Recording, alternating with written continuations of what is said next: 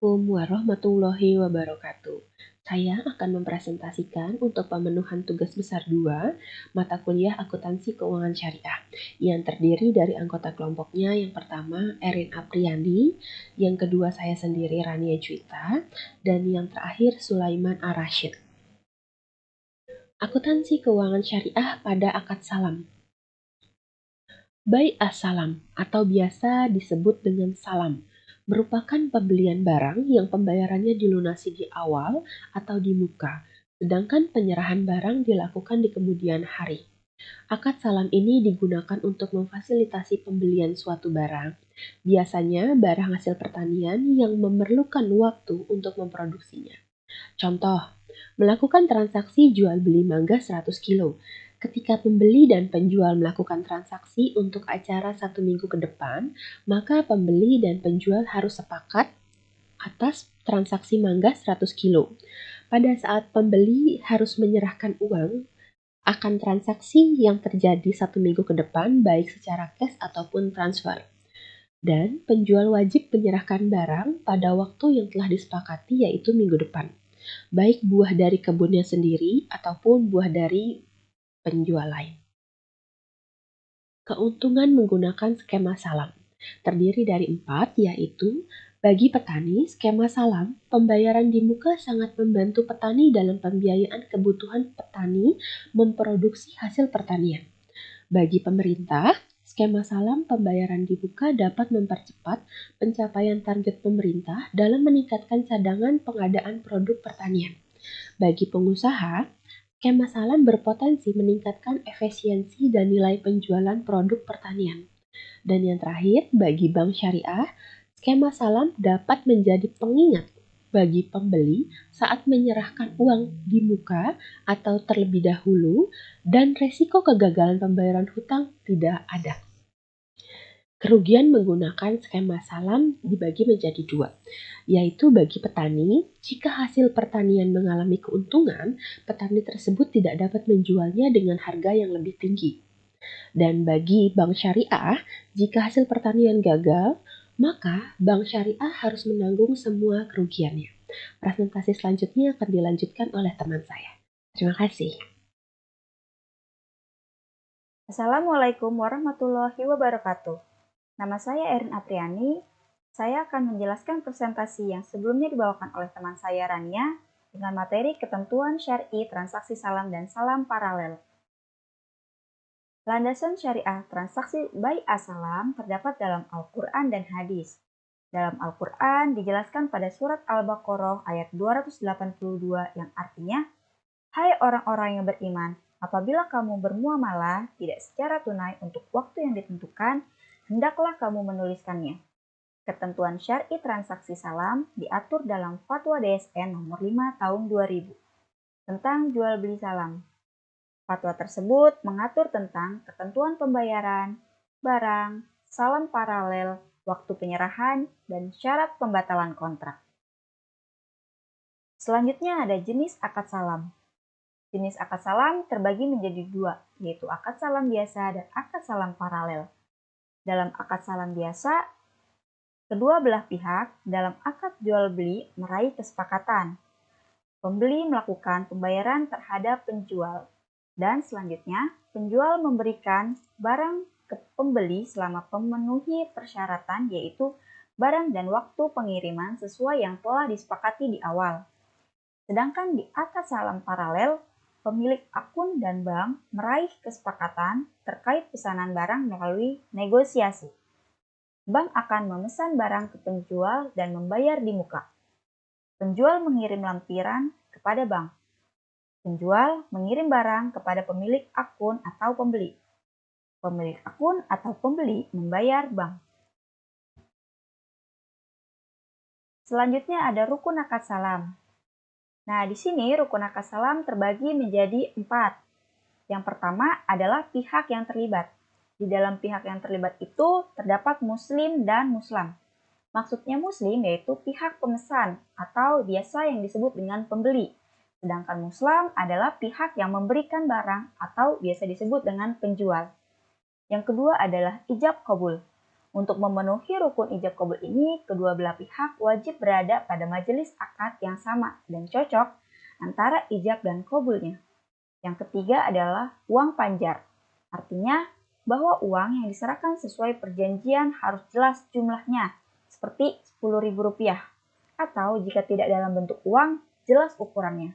Contohnya, apabila membayar dengan beras menjadi 500 gram beras. Dan yang keempat adalah muslam fi'ih. Rukun ini berarti kejelasan mengenai barang yang akan ditukar dalam akad jual beli. Sifat-sifat yang perlu ditekankan, contohnya seperti ukuran, jumlah, model, dan warna.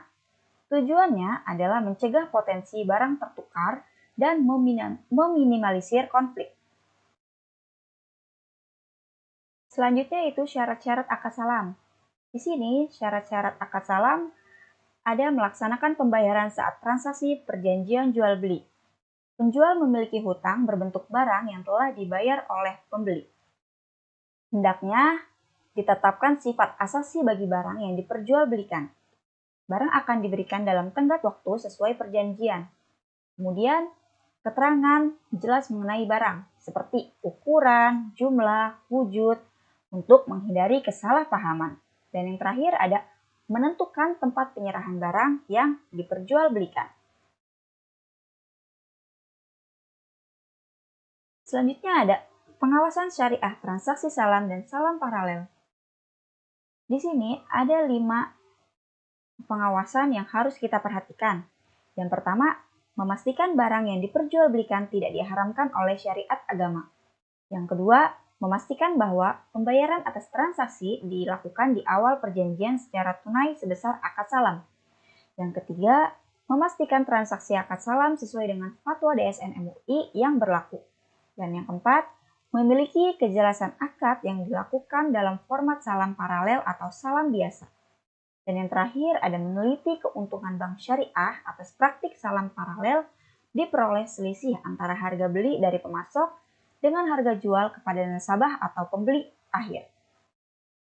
Dan materi selanjutnya akan dijelaskan oleh teman saya, yaitu Sulaiman Al-Rashid.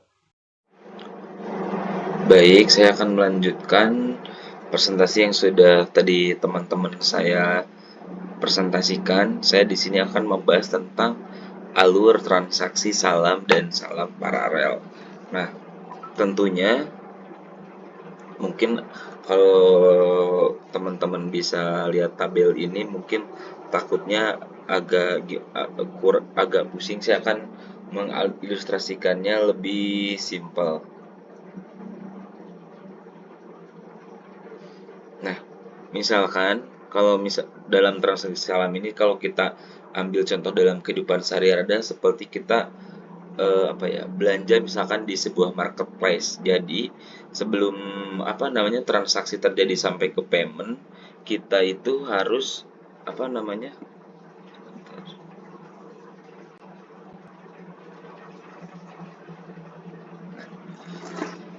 kita harus melihat spesifikasi barang itu sendiri, karena dalam transaksi salam sendiri kita juga harus melihat misalkan kayak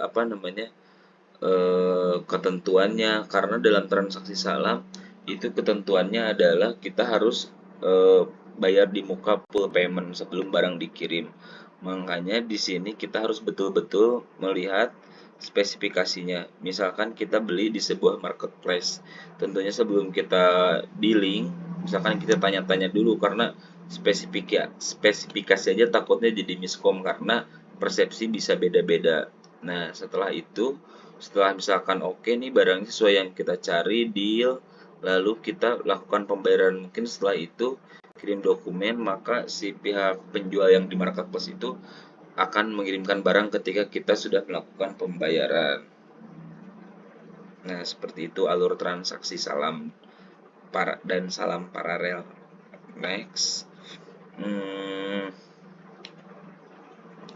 Cakupan standar akuntansi dana salam dan salam paralel. Nah, saya akan menjelaskan sedikit akuntansi salam menurut PSAK nomor 103 tentang akuntansi salam. Standar tersebut berisikan tentang pengakuan dan pengukuran baik sebagai pembeli maupun sebagai penjual. Berbagai hal yang perlu diperhatikan dalam ketentuan pengakuan dan pengukuran salam adalah terkait dengan piutang salam, modal usaha salam, kewajiban salam, penerimaan barang pesanan salam, denda yang diterima oleh pembeli dari penjual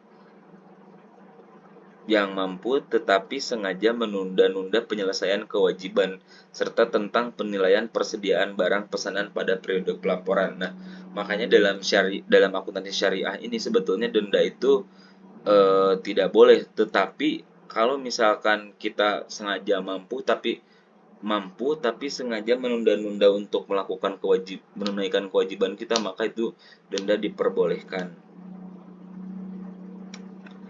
Lalu, nah ini kasus transaksi salam. Misalkan PT ABC membutuhkan 100 ton biji kedelai untuk keperluan ekspor 6 bulan yang akan datang. Pada tanggal 1 Juli 2018, PT ABC melakukan pembelian biji kedelai dengan skema akad salam kepada Bank Syariah Bahagia. Adapun informasi tentang pembelian sebagai berikut. Spesifikasi barang, biji kedelai manis kualitas nomor 2, kuantitas 100 ton, harga 500 juta atau 5 juta per ton. Waktu penyerahan, 2 tahap penyerahan setiap 3 bulan sebanyak 50 ton, 1 Oktober 2018 dan 1 Januari 2019. Syarat pembayaran dilunasi pada saat akad ditandatangani. Nah, ini adalah untuk jurnal yang tadi ya. Penerimaan dana dari nasabah pembeli. Pada tanggal 2 Juli 2018 mencatat sebagai kas pada hutang salam sebesar 500 juta. Lalu pada saat penyerahan barang dari Bank Syariah kepada nasabah pembeli, yaitu bunyinya utang salamnya 250 juta, lalu persediaan barang salam 225 juta, pendapatan bersih salam sebesar 25 juta.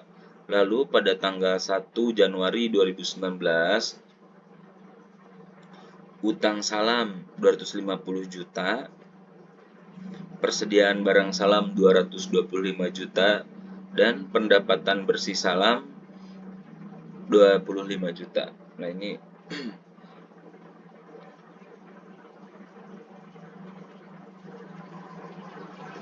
terima kasih. Mohon maaf bila saya dalam menyampaikan materi tidak maksimal. Terima kasih atas perhatiannya. Selamat malam. Assalamualaikum warahmatullahi wabarakatuh.